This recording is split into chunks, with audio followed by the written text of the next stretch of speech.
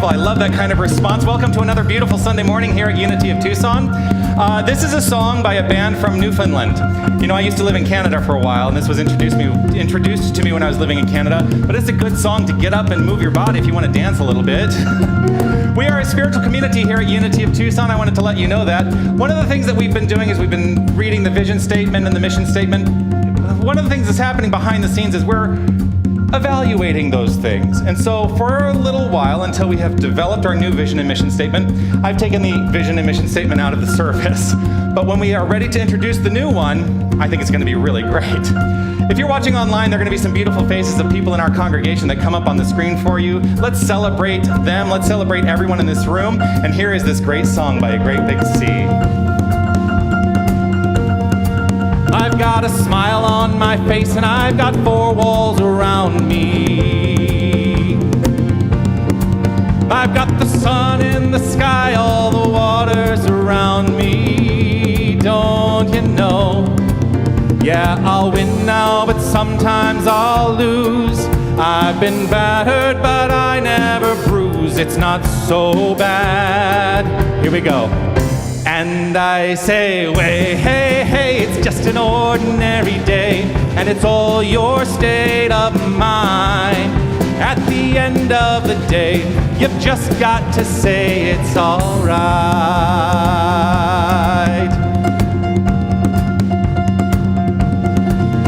Janie sings on a corner, what keeps her from crying? Let them say what they want, she'll never stop trying. Oh, you know, she might stumble if they push her around. She might fall, but she'll never lie down. It's not so bad. And I say, way, hey, hey, it's just an ordinary day, and it's all your state of mind. At the end of the day, you've just got to say it's all right. It's all right, it's all right, it's all right.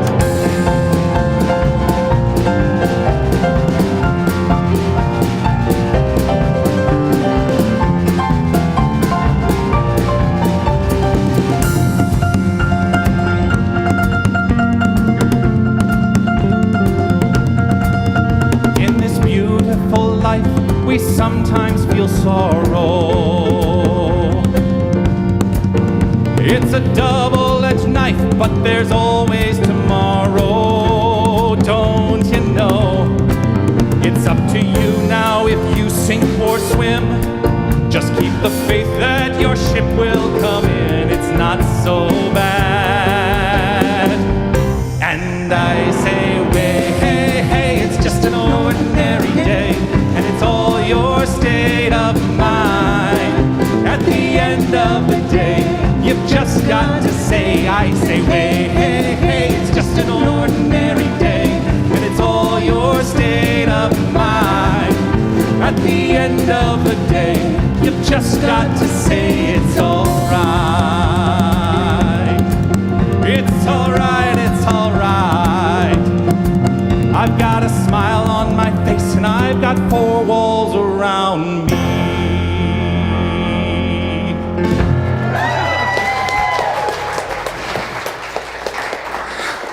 Those newfies, they sure know how to party, don't they?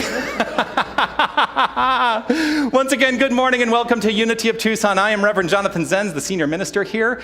It is a beautiful, beautiful Father's Day. Happy Father's Day to everyone who is a father or has a father. Yes. Once again, as I said before, we are a spiritual community. We are a spiritual community that is rooted in love. And we are here to teach practical tools for a better life. That's the whole point and purpose of this entire philosophy for me, is that when we allow ourselves to actually engage spiritual practice, life just gets better all around. So, as I said, we're changing up the vision and mission statement, so normally we would read that right now, but we're not going to do that for the time being. What I would love for us to do, though, is to invite those who may be joining us for the first time, and this is purely voluntary. If you would like to let yourself be known as someone who is joining us for the first time, we would love to greet you in a very, very unique way. If you would stand up and let us know that you are here. We have a gift for you. Yes, we have a gift for you. And let us, if you've been a member here for a while, let us turn to these magnificent faces and let them know what it is we know about them. And it is this, on the count of 3. 1, 2, 3. You are magnificent. You are absolutely magnificent. If you're joining us online, know that you are magnificent, and please let us know that you're joining us. You can go to unitytucson.com/connect, fill out an information card there just to let us know that you have joined us this beautiful, beautiful day. So it's funny. There are tenets that I carry with me in my experience of ministry that I have adopted from my mentor in ministry, and they have really served me well. And so I have introduced them to this community, and I'm deeply grateful for what these are in my life. And so just consider for yourself what feelings come up for you when I offer these as ideas that we can carry with us at all times. These are the ideas. Love only. Forgive everything, remember who you are. And in remembering who you are, I do know that you are absolutely magnificent. And I think we should all exclaim for ourselves, I am magnificent. Let's know that for ourselves. Let's say that together. I am magnificent. Yes, yes. Doesn't it feel good? You know, I want to normalize magnificence. That's part of what I'm here to do. Normalize magnificence. If you're online, use the chat for a moment to reach out to say hello to the people who are there with you. I would love for everyone who's here to just take a look at the beautiful faces in this room. And following that, we'll go into a period of quieting time, a little meditation. But just take a look at those who are all around. Just catch somebody's eye. Perhaps it's someone you've never noticed before, but you see them today for the first time or in a new way. See the glow that exists with their inherent light shining forth. Yes. As we find our way back to centered awareness, let's take this opportunity to relax right where we are.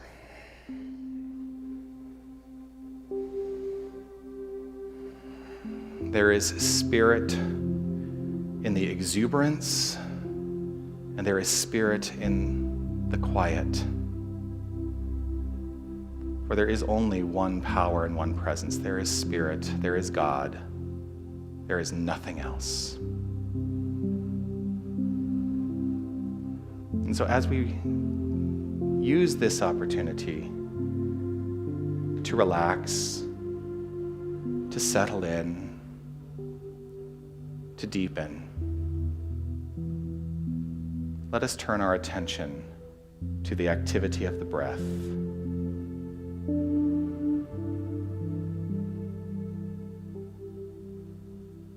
Let us just become aware of the breath, that it is happening. There is nothing we need to do to make it happen.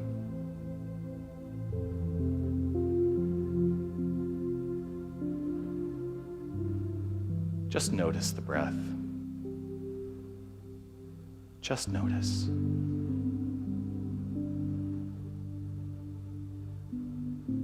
Now notice what you notice.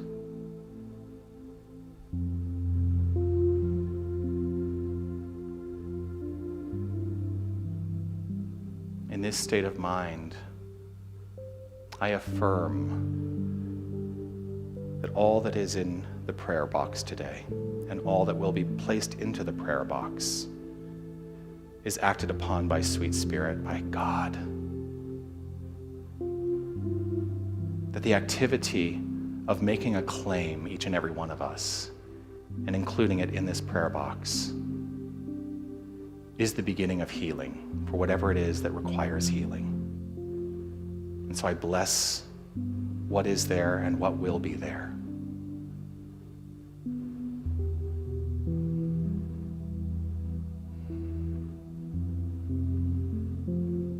As we continue through this experience of contemplation, I invite you to hear the words of this month's affirmation and simply let them wash over you. The affirmation this month is this: I am worthy of all abundant blessings in my life.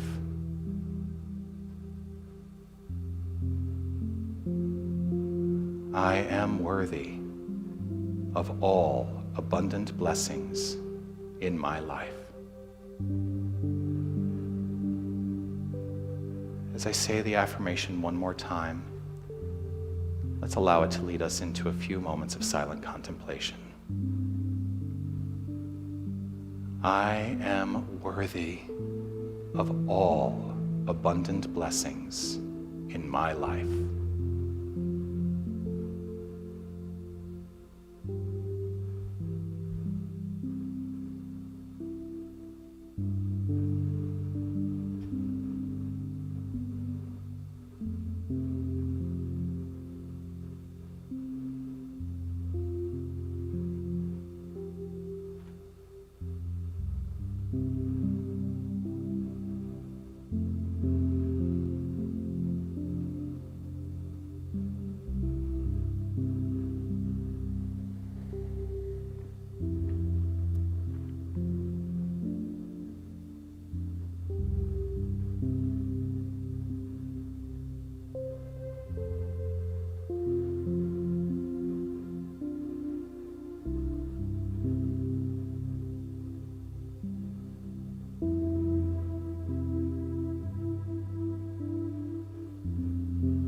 I am worthy of all abundant blessings in my life.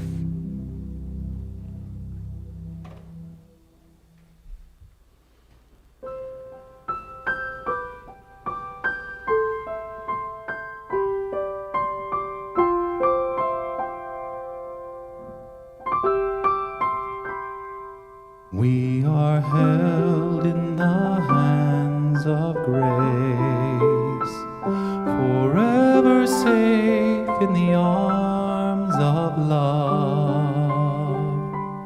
Like a child receives protection from a mother's warm embrace, we are held in the hands of grace. We are held in the hands of grace, forever safe in the arms of love. Like a child receives protection from a mother's warm embrace, we are held in the hands of grace. Right here in this moment, I live in the assured knowledge of the One, the infinite Spirit, which is all there is. And I know that it is active in this experience here today. And for this, I live in infinite gratitude and blessing. And so it is. We are held in the hands of grace, forever safe in the arms of love. Like a child receives protection from a mother's warm embrace, we are held in the hands of grace. We are held in the hands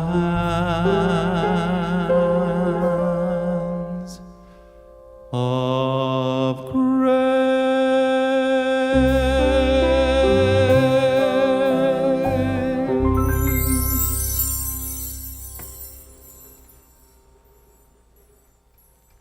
Thank you.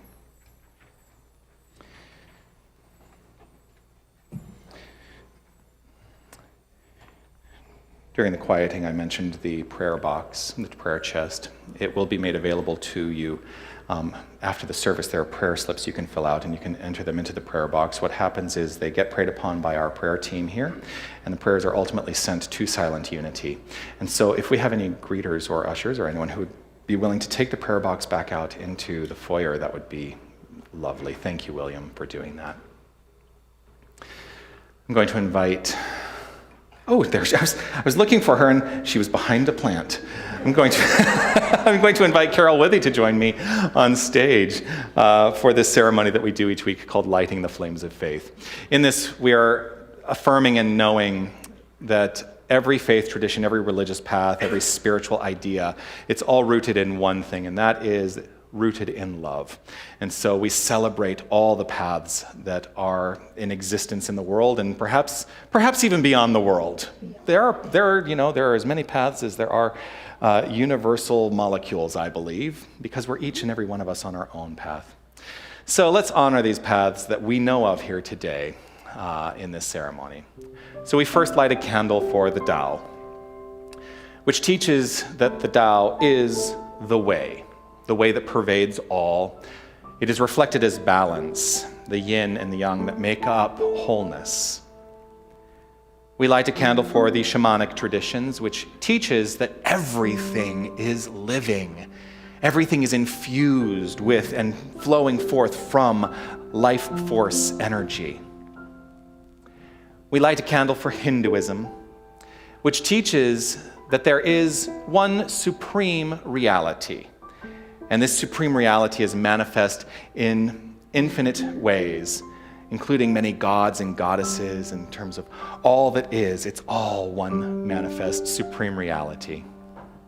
We light a candle for Judaism, which teaches one God, one infinite spirit, one creator of the universe, with whom all can have a personal relationship. We light a candle for all forms of Buddhism, which teaches that nothing is permanent, and there are as many understandings of God as there are people, including, for some, the understanding that there is no God. Depends on how you understand it. We light a candle for all forms of Christianity, which teaches one God expressed as Holy Trinity, the Father, the Son, and the Holy Spirit. We light a candle for all forms of Islam, which teaches that there is one God, Allah, and Allah is the one true reality and source of all creation. We light a candle for the universalistic religion of Baha'i, which teaches that there is one God, and this one God has been revealed progressively through the world's religions and spiritual traditions over the course of time. We light a candle for all forms of New Thought, which teaches that God is consciousness. It is infinite intelligence. It is omniscience, omnipotence, and omnipresence. There is no thing that is not God. We light a candle for all faith traditions and spiritual paths that have gone unnamed in this ceremony. And this candle represents any seekers who may be as of yet unaware of the power and presence of Spirit in their lives, and for the space that we are holding for them in our hearts. This final candle we light is the healing candle, representing the healing of any circumstance that requires the revelation of God, the revelation of divine essence. For what we teach in New Thought teachings is that the uncovering of the divine God essence at the core of all creation is healing. And so this is your candle for whatever is in your mind and in your heart that requires the light. The candle here on your left is our peace candle, which we keep consistently illuminated with this understanding. It represents the consistent illumination of peace in our hearts. And as we, each and every one of us, tap into that inner light and let it spread forth, informing our thoughts, our intentions, and our actions, we create a more peaceful experience of life. So let's share the prayer for world peace together in honor of this candle. Divine love indwells each person and radiates from one to another. Harmony is established and peace begins to reign in the world.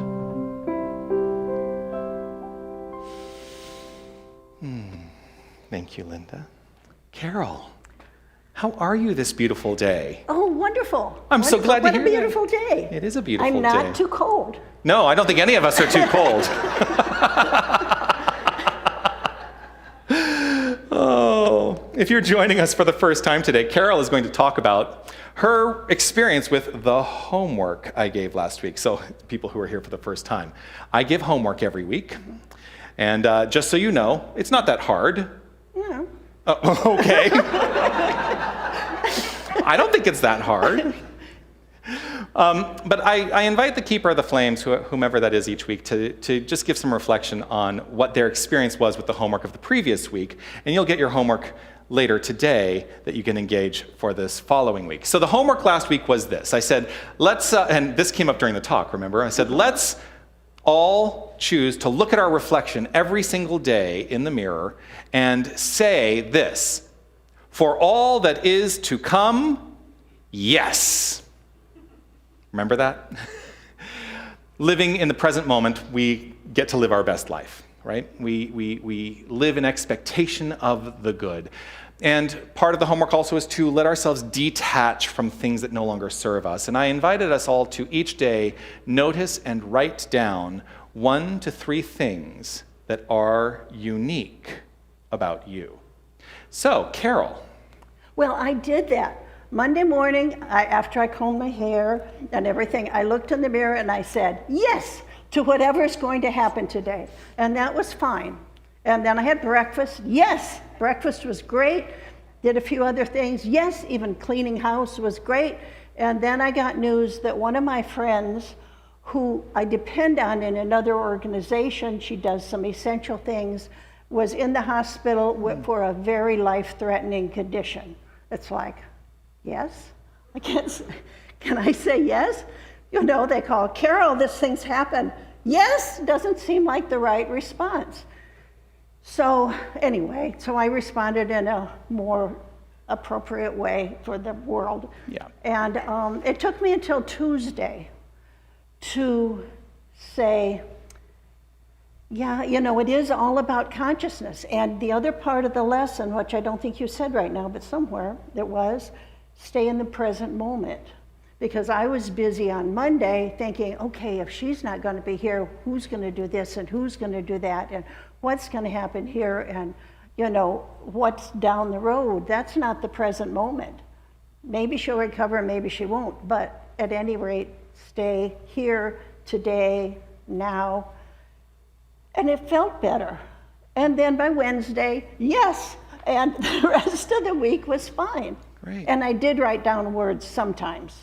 Okay. And then I got kind of repetitive. Yeah. But yeah, it was Beautiful. good. It was a good exercise. Thank you. And it caught me. Well, not that, you know, being- your experience, yeah. I think that would catch anybody, right? Yeah. Here's the thing so first of all, how is she?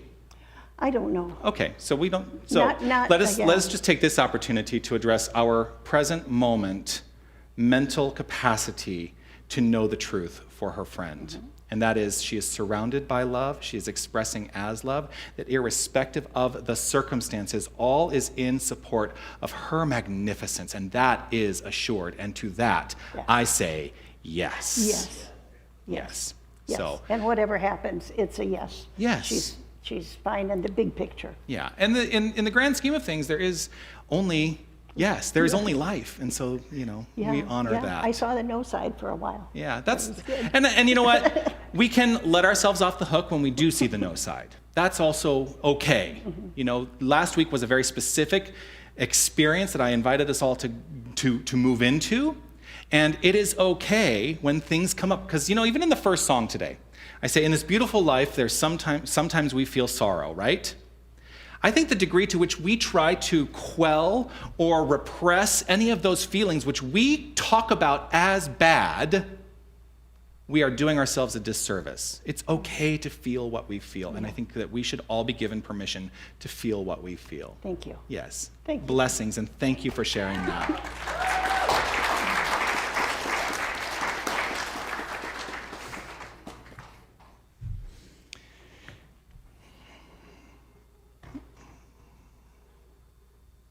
It is Father's Day, and there is a song that I traditionally sing on Father's Day. It's one of my favorite songs. It's from a musical called Children of Eden, the music and lyrics written by Stephen Schwartz, who wrote Wicked, which many people know now. But this was a song from, I think, back in the 80s. Anyway, it's called The Hardest Part of Love.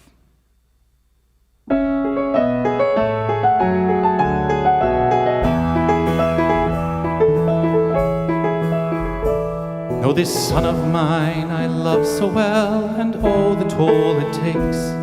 I would give to him a garden and keep it clear of snakes.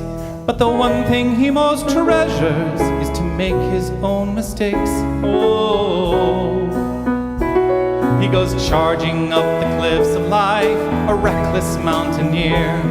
I could help him not to stumble, I could warn him what to fear. I could shout until I'm breathless, but he'd still refuse to hear. Oh, but you cannot close the acorn once the oak begins to grow, and you cannot close your heart to what it fears and needs to know, that the hardest part of love is the letting go.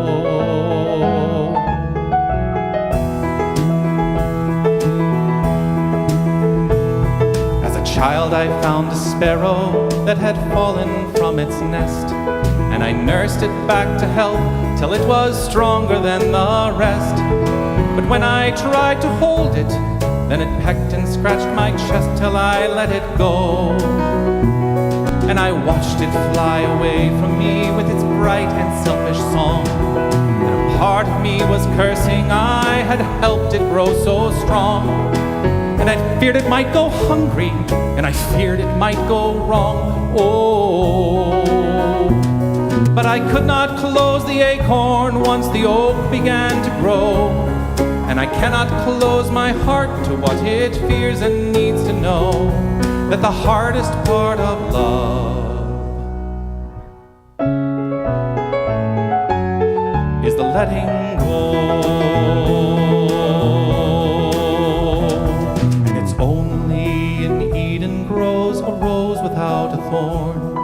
Your children start to leave you on the day that they are born. They will leave you there to cheer for them. They will leave you there to mourn ever so. Like an ark on uncharted seas, their lives will be tossed. And the deeper is your love for them, the crueler is the cost. Then it's just when they start to find themselves is when you fear they're lost. Oh, but you cannot close the acorn once the oak begins to grow, and you cannot close your heart to what it fears and needs to know, that the hardest part of love and the rarest part of love and the truest part of love letting go.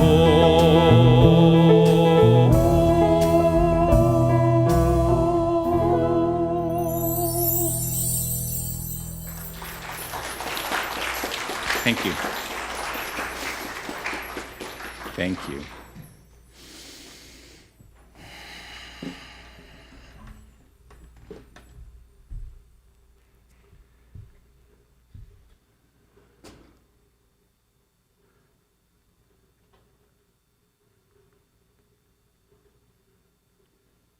Such anticipation.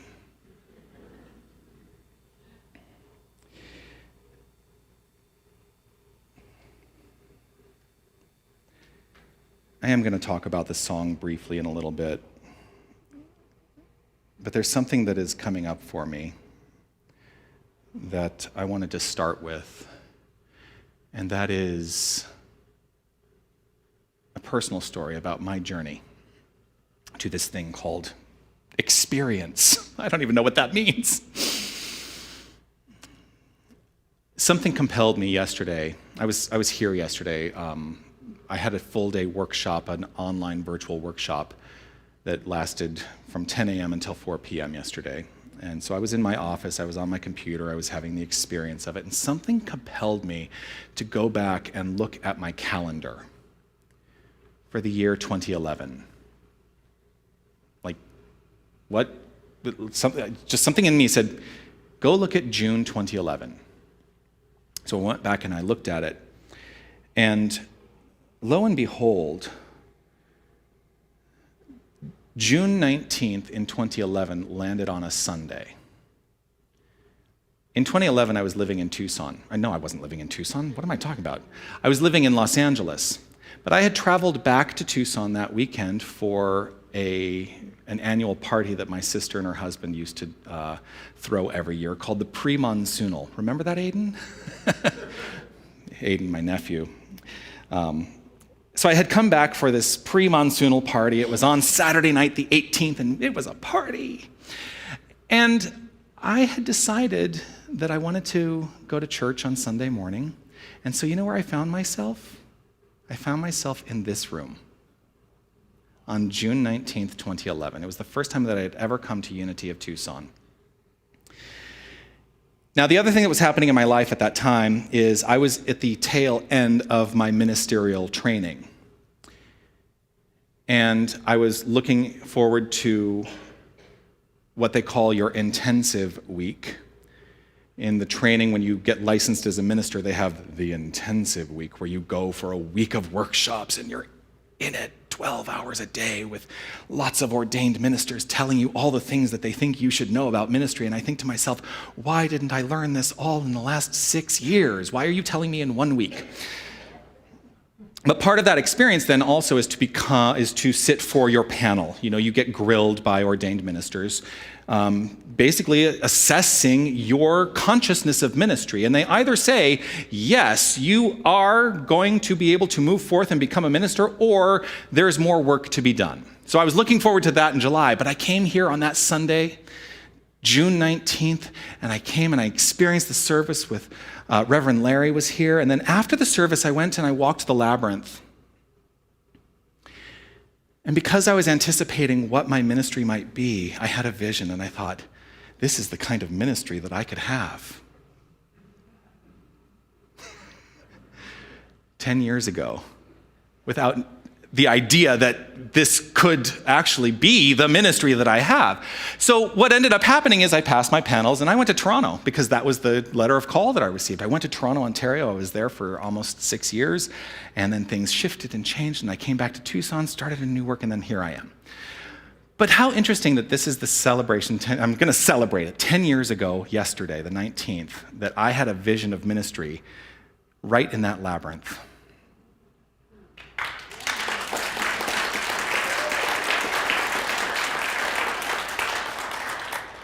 Rooted in my ministry, I carry this with me. This is my vision for ministry, my personal vision for ministry, that what I am here to do is to lead us each into understanding and experiencing the divinity, or the God essence, that life force within each and every one of us that is at the core.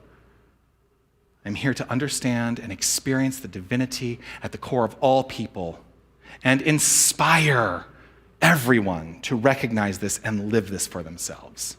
That's what I choose to do. That's why I've chosen to be a minister. And it is a choice. It is a choice, and I'm deeply grateful for this. At the core of this is this idea. I want us, each and every one of us, to awaken more to the understanding that all expressions of the divine are valued and valuable. Why do I say this? I say this because it's very easy for us to step into judgments. It's very easy for us to step into looking at the magnificent faces of those all around us and say something is not quite right. I've done it. I've done it. but it is not a necessity. And if I truly am going to walk my talk, then I must step away from ever being in judgment of other people. There is room for all of us.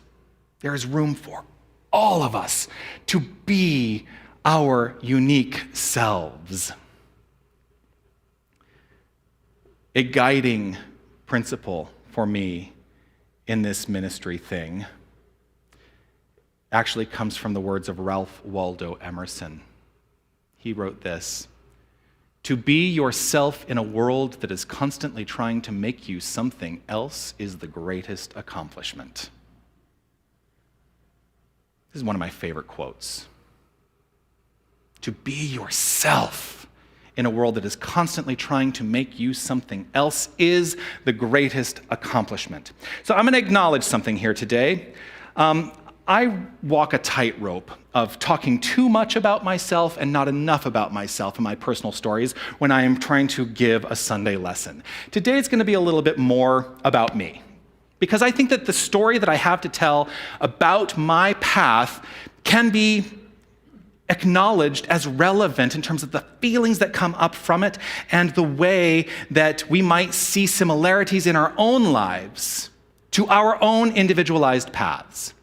And so this quote, "To be yourself in a world that is constantly trying to make you something else is the greatest accomplishment." And this resonates with me because I have lived in a ministry life for the last 10 years of people trying to make me a particular kind of minister.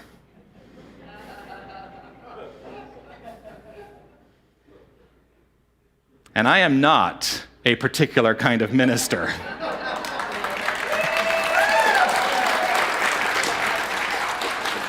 In fact, I am a peculiar kind of minister. But I think we should all look to ourselves and say, what is it within ourselves that we find ourselves rejecting because of what other people are telling us we should reject?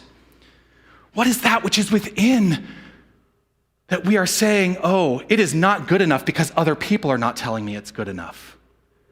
We need to let that go. We need to let that go. Because what that ultimately does is it lands us in this place of self-perception that we do not have value in this world.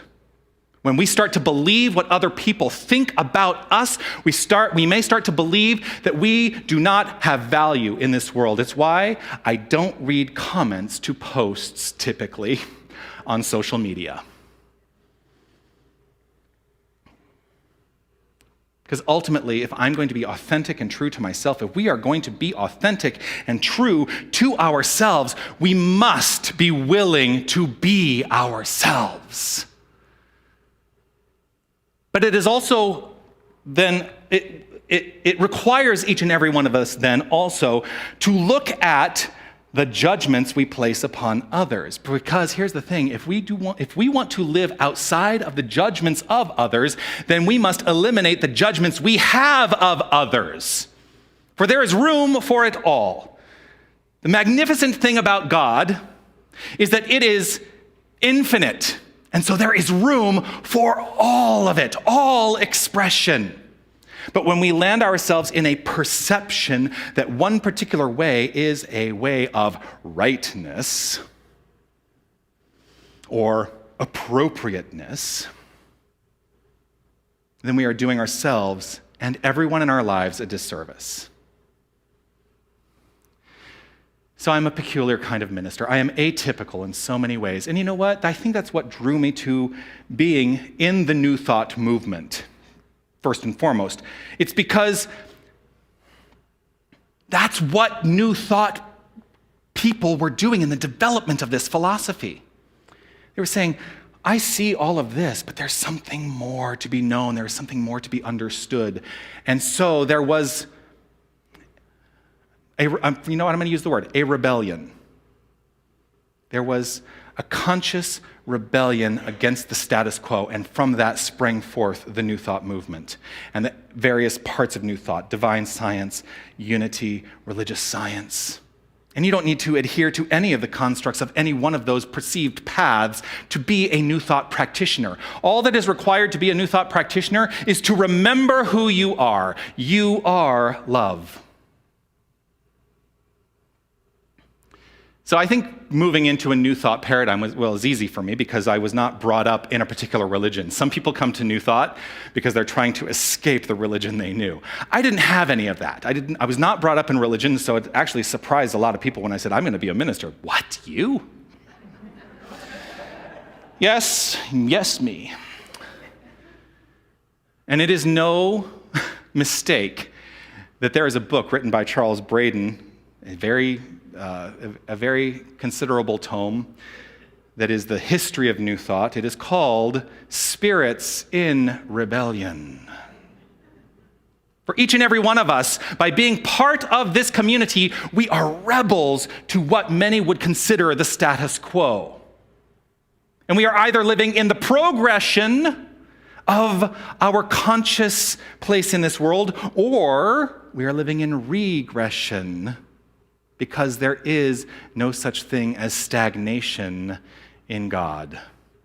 Now, regression sometimes feels like stagnation, but I think it is up to each and every one of us to say, I am going to step into progress. I'm going to live in the progression of the evolution of my infinite soul. This is how I have come to understand spiritual evolution, which is what I stand for. I say every single week that we are here to push forth our own spiritual evolution. And what that evolution requires for each and every one of us is that we value and express uniquely. You are of value. Not because of anything you do, but just because you are. You exist. I've been saying this all month because this month the theme is worthy. Worthy. You are of value. You have worth in this world. Celebrate it. Absolutely celebrate it. You know, the path into New Thought was appealing to me, I think, because it said that very thing. I was hearing this message, you be you. And I'm here to tell you that message, you be you. I get very excited by telling people, you get to be you. Isn't that wonderful?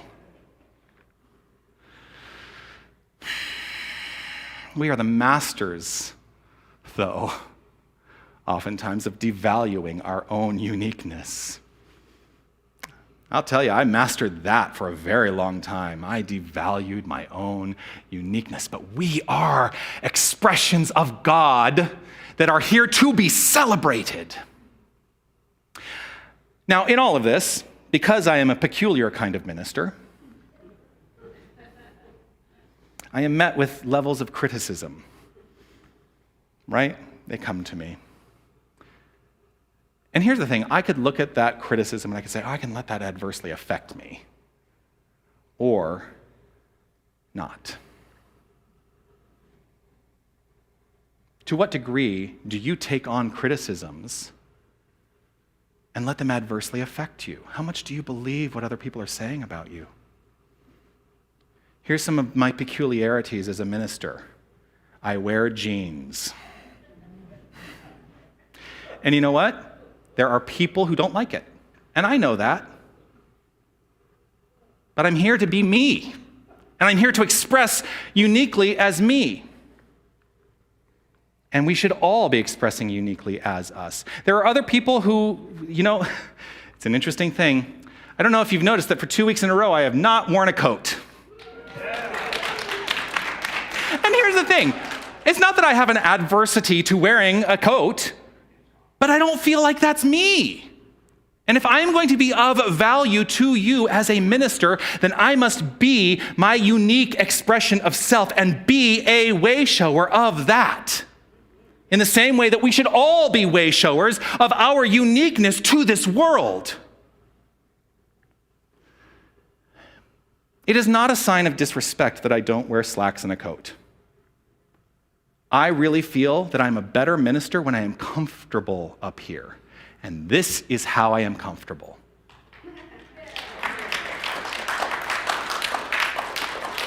We all want to be accepted. We all want to be loved. We want to be loved just for who we are. And we should, as I said before, we should celebrate all expressions of God and the way they choose to show up in this world as this world. In Luke, there is a parable that seems appropriate to the day, and that is the parable of the prodigal son. You all know do I need to tell you the story of the prodigal son?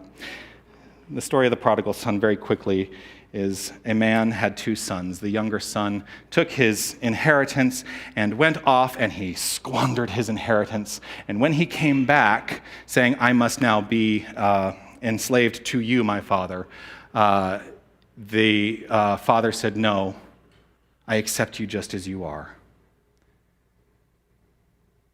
Acceptance is divine. Criticism is maybe not so divine. Acceptance is divine. If we can experience every single person in our life and say, I accept you just as you are, what a different world we would live in, don't you think? We celebrate our unique expression. Or do we?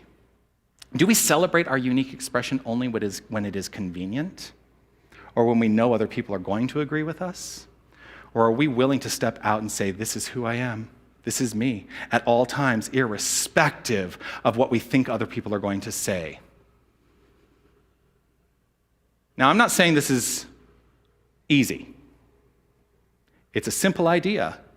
It's not always easy, just like so much in New Thought is simple, but not always easy. Because we do live in community, and we do hear those things around us. We ultimately end up, subconsciously also, creating expected versions of ourselves. What is it they expect of me? I must conform to that. And here's the thing, when those expected versions of self do not live up to the version of you that is true, what ends up happening is we end up being the criticizers. We end up being the ones who judge, because we're in that place of discomfort.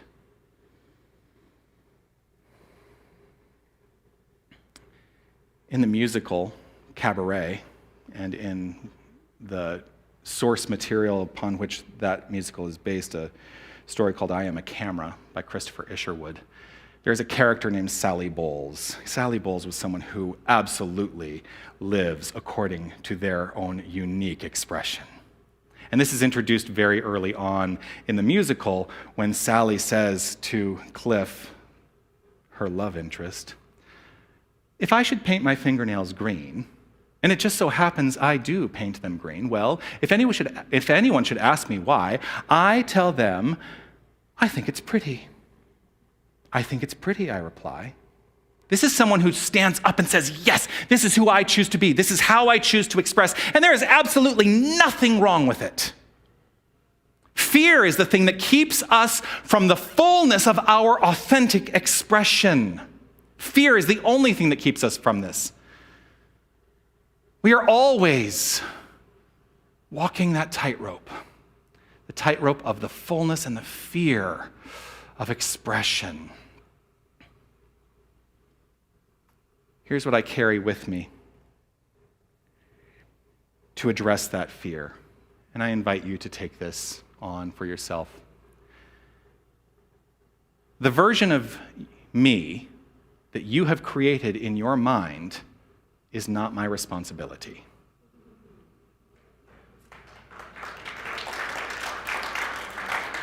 And conversely, the version of you that I have created in my mind is not your responsibility. It's important to remember that it goes both ways. But today is all about stepping up, stepping forth, and saying, I get to be me. The hardest part of love is letting go of all those ideas that we continue to grasp onto. Oh, right? Letting go of judgment, letting go of the fear, letting go of the need to be right. There is room for all expression. There is room for all experience. There is room for all unlimited, universal uniqueness. And so my call to you today is for you to be you, the capital U. If you get the email, it said you be you, the letter U, unique, universal, unlimited. Find something within you. Find that place within you that says, yes, I am unlimited. I am unique. I am unabashed, and I will live my life from the point of view of joy and love. That's what I'm here to do. I am here to be you. You be you. Peace and blessings to you. You are magnificent.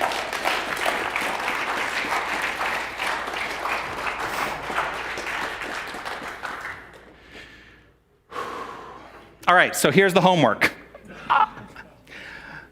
You ready for this? I want you to find something within you that you have been afraid to express. And I want you this week, in some manner, to express it purposefully. Are you scared? You don't need to be. Just say yes. Invite yourself to just say yes. Find something. It doesn't have to be life-shattering. Just find something that you are going to step forth and say yes to express it and express it purposefully. That's the homework this week. I'm going to invite you to relax right where you are as we settle in to a reflective moment. A moment to say, it is mine to release and let go that which is of no value, knowing that I am inherently valuable. I choose to be me.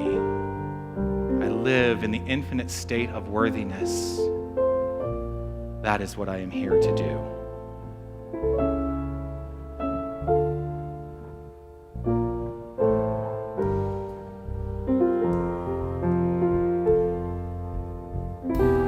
Every morning, the light keeps getting brighter as I wake up to the truth. And every day, I'm feeling so much lighter, and the world seems fresh and new. What I was taught and the way that I thought stopped serving me long ago. Now I'm learning to trust in the God of all of us. Each day I start anew, and so I'm walking away from the thinking that held me for so long. Today is the day I walk away. I'm walking away from the path that led me to confusion. Today is the day I walk away. I'm walking away from the thinking that held me for so long. Today is the day I walk away. I'm walking away from the path that led me to such sadness. Today is the day I walk away. Every day I walk away.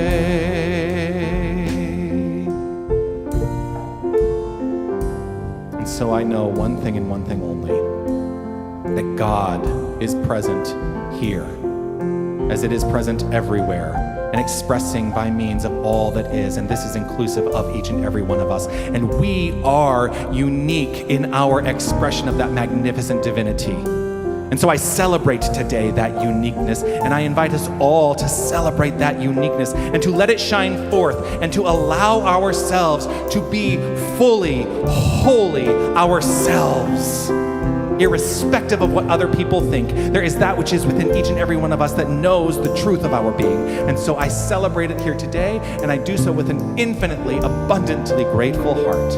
And so it is in gratitude that I simply acknowledge this good, let it be so. Beyond a shadow of a doubt, I know it as so, and so it is.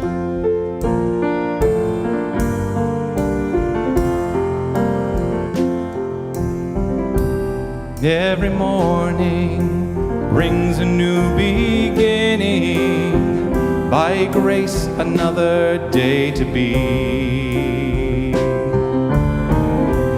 I awaken to the sun upon me shining, lighting the way for me to see. Things that I sought and the way that I thought stopped serving me long ago. Now I'm learning to trust in the God of all of us. Of yesterday I'm letting go. I'm walking away from the thinking that held me for so long. Today is the day I walk away. I'm walking away from the path that led me to confusion. Today is the day I walk away. I'm walking away from the less than that held me for so long. Today is the day I walk away. I'm walking away from the path that led me to such sadness. Today is the day I walk away. Every day I walk away. Today is the day I walk away.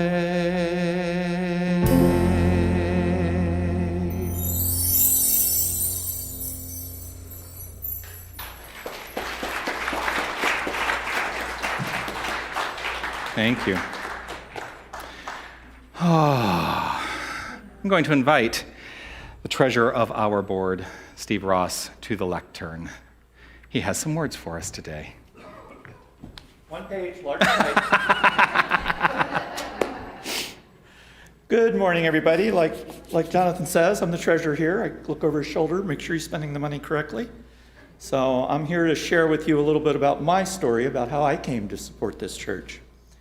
So I moved to Tucson, Labor Day, 1995. I moved from Minneapolis, and that weekend I had to turn on the furnace. So I'm an engineer, and my company was building a launcher for a new missile that Raytheon was building, so that's what brought me here. I got an apartment behind the Whole Foods here at River and Craycroft. I had my bike shipped down, and I learned about Tour de Tucson, so I started riding Saturday and Sunday mornings. So I grew up only going to church when we visited Grandma, and then in college I started attending church of the woman I was dating. And that worked out well, so I continued that philosophy. So I got here, and I stopped here at this church one morning, and I was drawn to it. I liked the teaching of self-responsibility for my life.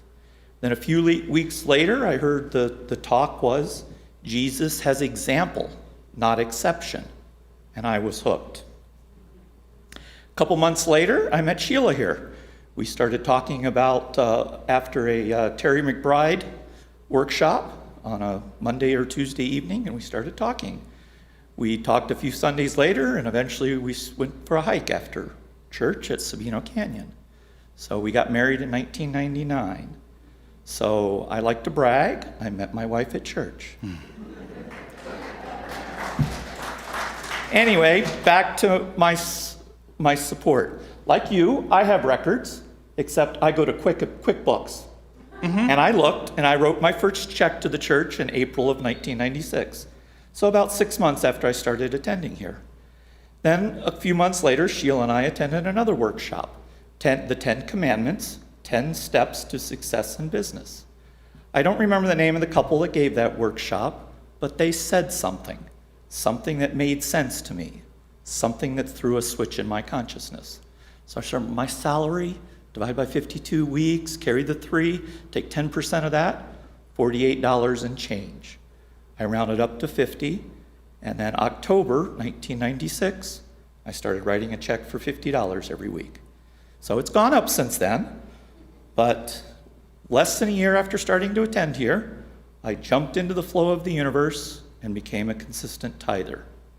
So I ask you all, what will it take for that switch to be thrown in your consciousness? When will you say to yourself, this is the place I should go all in and support? Thank you. Thank you.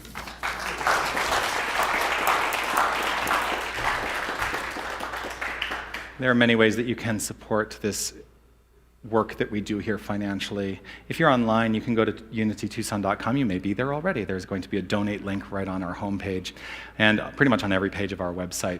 You can also send in a check to the office. You can do that if you're in the room. You can always send in a check to the office. You can also call the office Monday through Thursday, 9 to 5:30, and use a card over the phone. If you are in the room, we do have baskets that are at the back of the room. We are not passing the basket yet. That is going to be happening starting again in a few weeks. But until that time, we invite you to take your cash or check, put it into an envelope, and put it into the basket as you complete your time here and are walking out the doors today. If you are here and you would like to give by card, debit or credit card, you can do that in the bookstore as well. Another great way to give is to text Unity Tucson to 73256 on your smartphone, and you can give via text. That's a great way to support us. Let's honor our giving hearts by stating together this fairly new givingness statement that I have authored. Let us say this together. I share this gift with love, conscious of the inner presence as the lavish source and substance of my supply. I am rooted in the assurance that this gift blesses Unity of Tucson, and I trust in its ever-present circulation, knowing its blessings return to me. And so it is. Thank you. Thank you. There is a virtual gathering today on, I don't know why I'm grabbing this microphone. Sometimes it's like a little security blanket to have a microphone in my hand. There is a virtual gathering today at 11:30 online. If you are online, you can go to our homepage, unitytucson.com, and click on the Zoom link there and have some social time with people who perhaps were not here in the room. Or even if you are here in the room, you can go home and have some virtual time. Yoga continues 6:30 on Wednesdays in room A. Actually, we were in Harmony Hall this past Wednesday. So we may be in Harmony Hall, we may be in room A, but there is yoga here 6:30 p.m. every single Wednesday. The stress management workshop Christina Gilman is leading Thursday mornings at 10 a.m. There has been a request that it be continued. So we first said it was going to be 3 consecutive Thursdays. She's going to extend that. We don't know for how long, but she's going to let me know. But you are welcome to join if you would like to join. There is perhaps some work that she may have you do in advance of this Thursday. So Christina, do you mind just letting yourself be known by standing up or waving so that people can see who they should speak to if you are interested in joining that workshop?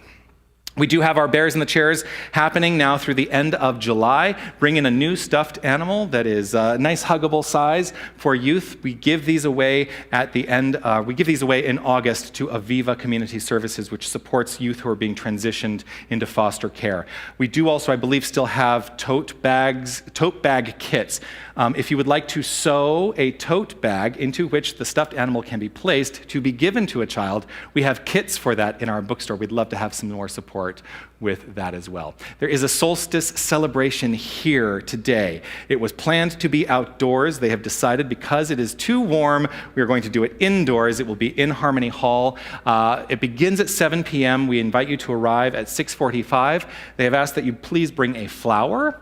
And if you would like, you may bring a drum or a rattle or a flute, something that it can make some noise. The whole point and purpose of this celebration is to release outdated beliefs, to allow ourselves to welcome the full expression of the self, and to attune to the sacred wisdom of the earth and the cosmos, which is the attunement to God, because that's all there is. The earth, the cosmos, all of it is God. So let's celebrate that here. That's today at 6:45 is the arrival time. There is an event that is now scheduled for the end of July. Beginning on July 30th, Mark Ehrlichs will be here to lead a sacred healing weekend. It begins with a sacred healing circle, a spiritual healing circle on a Friday night. There is going to be an all-day workshop on Saturday, and then he will be doing individual appointments on Sunday and Monday as well. All of that information is going to be coming out in Expanding Horizons, and you can actually find that information on our website now. So we invite you to put that into your plan to be here with us starting on July 30th. I would like to invite William to the platform very quickly as he makes his way up. There's a microphone for you there, sir. I too dress for comfort. Yes. Is it on? No. Here. The light's on. Yeah, the light's on. Can you hear me? There we go. There we go. Okay. I too dress for comfort. And for those of you online and in the room here staring at my hairy legs, my eyes are up here. So. We have a wonderful opportunity this morning.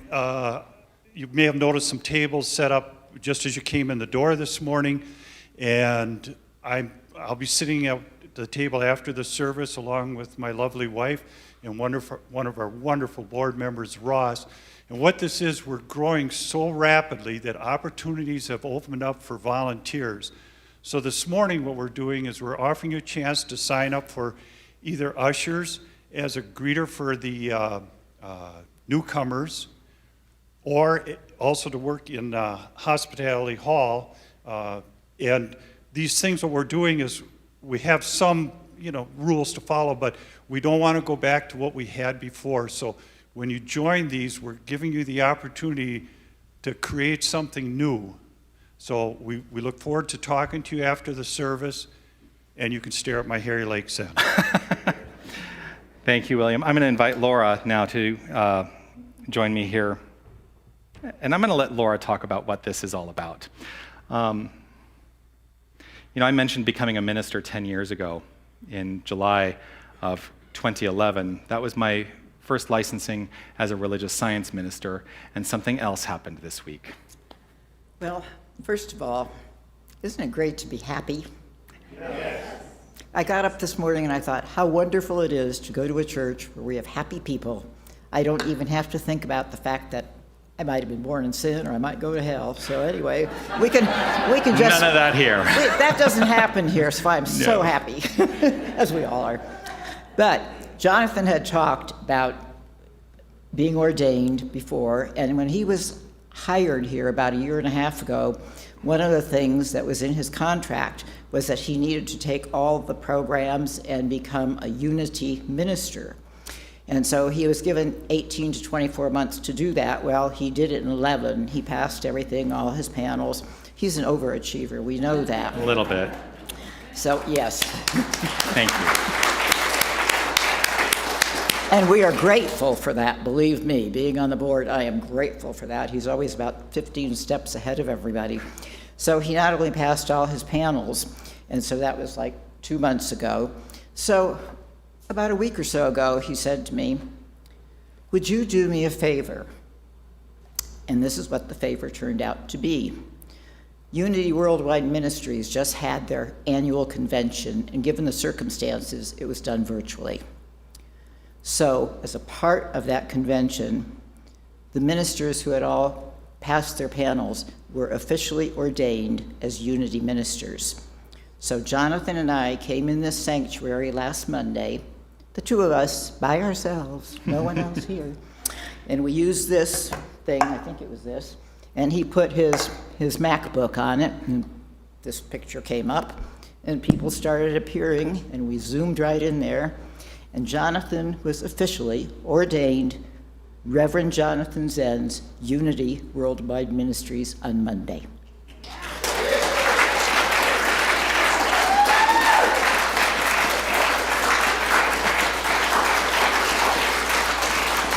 Thank you.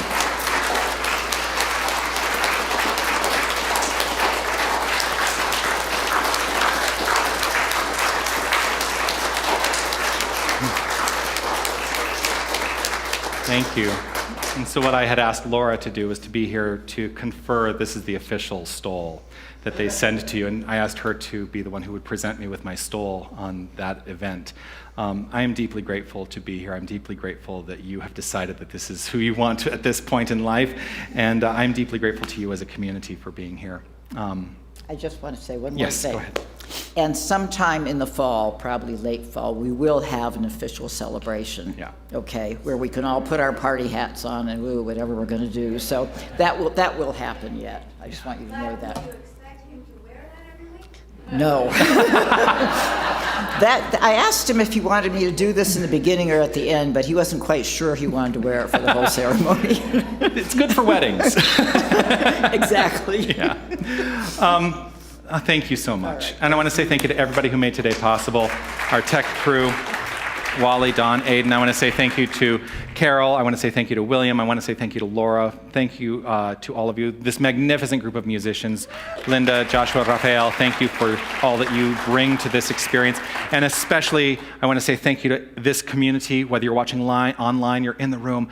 This community is you. Unity is you. It's not me. It's not an ordained minister. It is community, and I'm deeply grateful for all that we share here. So thank you for being here and being present. Let's share together the prayer for protection as we complete our time here. The light of God surrounds me. I am that light. The love of God enfolds me. I am that love. The power of God protects me. I am that power. The presence of God watches over me. I am that presence. Wherever I am, God is. Wherever God is, I am. And so it is. Amen. Feel free to dance if you want. Something great has happened. Love. I'll try that again. In the right key. Something great has happened and love has taken hold and it won't let go of us now. Something here is calling us forward, upward motion. We're drops in one ocean. Roll on. Will you rise up with me today? Lift up your voice and boldly say, we are the ones we've been waiting for. Live the dream of your highest calling. Be the voice of a new day dawning. We're the ones who can make a difference. Let's stand together. Share your gifts with the world that's waiting for a change that we're all creating. It's the moment of our greatness. Let's stand together now. Whoa.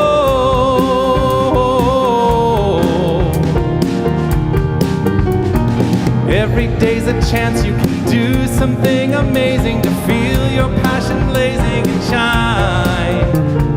Paint with every vision and dance in new directions. Explode to new heights in your mind. I will rise up with you today. Lift up my voice and boldly say, we are the ones we've been waiting for. Live the dream of your highest calling. Be the voice of a new day dawning. We're the ones who can make a difference. Let's stand together. Share your gifts with the world that's waiting for a change that we're all creating. It's the moment of our greatness. Let's stand together. Live the dream of your highest calling. Be the voice of a new day dawning. We're the ones who can make a difference. Let's stand together. Share your gifts with the world that's waiting for a change that we're all creating. It's the moment of our greatness. Let's stand together now. Make it a magnificent week, everyone. I'll see you at the back.